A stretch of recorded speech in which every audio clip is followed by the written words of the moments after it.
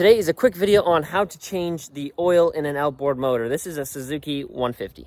Okay, so to start off, you're going to want to take your cover off, and if you are near water, you could run the engine for a couple minutes before you do the oil change. But in this case, I'm just going to be changing it. So down here, you got your oil drain plug. So you'll put an Allen key in there, and we're going to drain that out first. All right, to start off, make sure you have yourself a bucket ready to go. And now there is a washer on there, so make sure you catch that, or not. Okay, oil is draining, and it is almost there. If the oil is slowing down, it's not going too quick, you can crack open your oil cap here, and that should help it flow out a little bit quicker.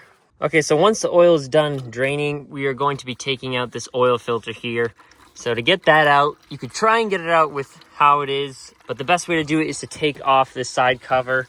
So you got a couple screws, screw there, screw down here. Looks like there is supposed to be a screw down there, but it's missing.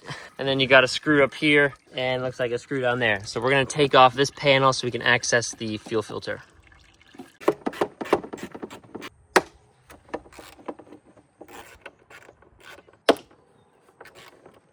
Now this cover, you might seem like it's gonna break, but it just has a good seal on there, a rubber seal. Just make sure that you got all your screws up properly. And there we go, that exposes your oil filter, so that's gonna make it much easier to get out.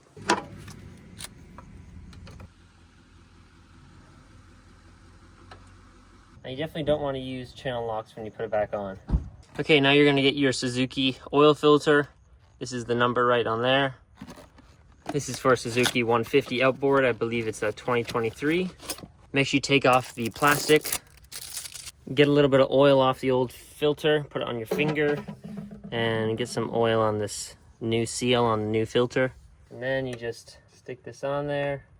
Make sure you get it lined up straight, otherwise it won't go on. Once you get it hand tight, you can get a tool that you use to remove filters. Just remember, it's probably best to get one that is a band, because you can't use one with teeth or channel locks, because you could puncture a hole in here, and that will lead to just a big mess. So you want to put on your tool, and then you just want to turn this and just get it snug. You don't need a heave on it. There we go. Okay, now the bolt, it's got this washer on here, so you can take that off. And if you did buy a whole kit, it should come with a new one. Put that on there, and now we will reinstall it. Okay, so now we got the plug back in and the oil filter. If you look on top of your engine, it will tell you what kind of oil you should use, and also the capacity for the oil right there.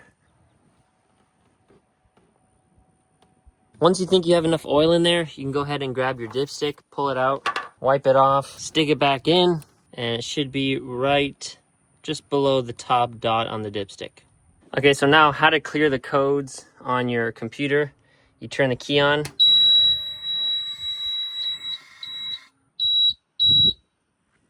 You can see right there it says change oil.